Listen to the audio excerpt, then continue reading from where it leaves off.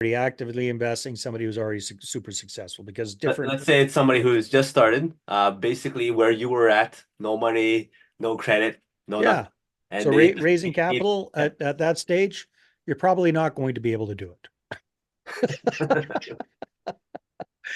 Okay, you got to be realistic. Is it possible? Yes. Is it likely? No, it's highly unlikely.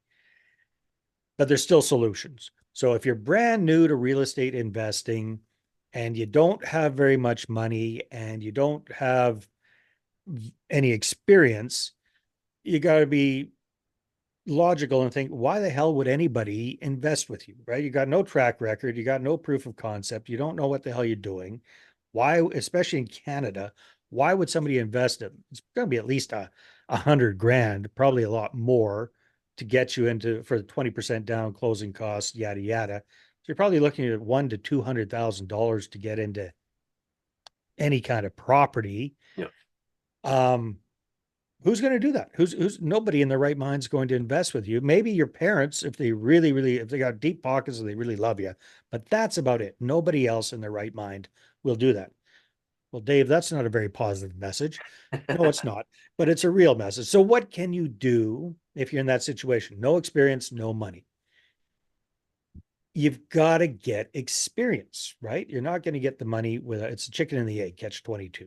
Yeah. So what I recommend is, if at all possible, use your own money for your own first deal. Get that first deal going with self-financing. Okay, I don't have the money, Dave. Okay.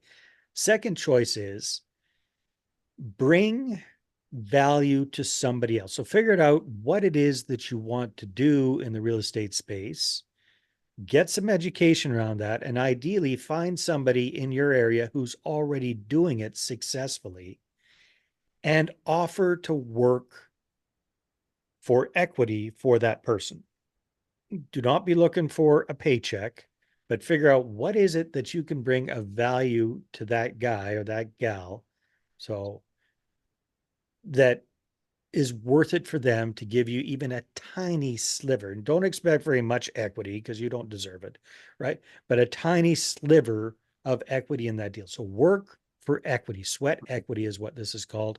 You don't necessarily have to be great at swinging a hammer or construction or demolition or anything like that, but figure out what does that person need. So if you're really good at social media stuff and they're not, do offer to do that for them, whatever that looks like.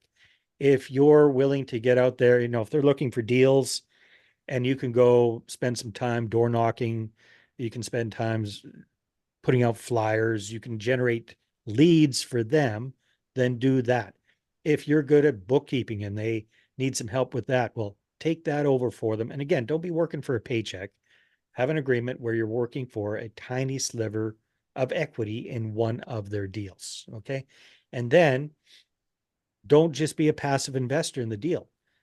Explain to them, hey, I want to provide value for you, but I also want to learn on the job.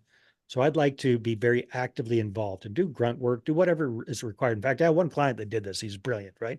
The guy's my age. He didn't have much real estate investing experience. He wanted to get some. So I actually recommended that to him. I connected him with a couple of other clients that I was working with at the time. They hit it off and he joined forces with them. He did exactly that. He worked for equity.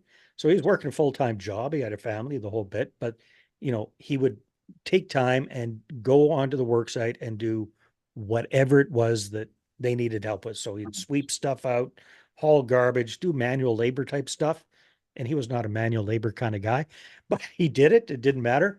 Then they kind of figured out where his strengths were, and he was really good with like investor relation type stuff. So they got him involved with that. So bottom line, they ended up within 6 months became partners, and they've done lots of deals together. So just bring value to the table first, and then once you've got that first deal done, make sure you document it. Then you've got proof of concept. Now you can go to prospective investors and say, hey, here's a deal that I was involved in. Don't say it's your property, but you can say, I'm a partner on this property, and you are, even if you got half of 1% equity in that, or 1% or 2%, whatever it is. You know, point out and show them how it worked. Now you got a foot to stand on. Yeah. Does that make sense, Fong? Yeah, for sure. I mean, when I first started, my first private money investor was my parents. Mhm. And then after two of those properties, plus another two properties that we did on ourselves by ourselves, we now have a portfolio and a working concept to then talk to other people. And, hey, we have these, we're working Yeah. on these, and here's the results. What do you think about this and all that kind of stuff? Made it so much easier, didn't it? You had proof of concept, and you waited till you had four, so now you had a preponderance of proof, not just one. You can start with one, but what you did was really smart. Apple martini as a metaphor for success. How is success like an apple martini? It is sweet and intoxicating. Nicely done. Short and simple.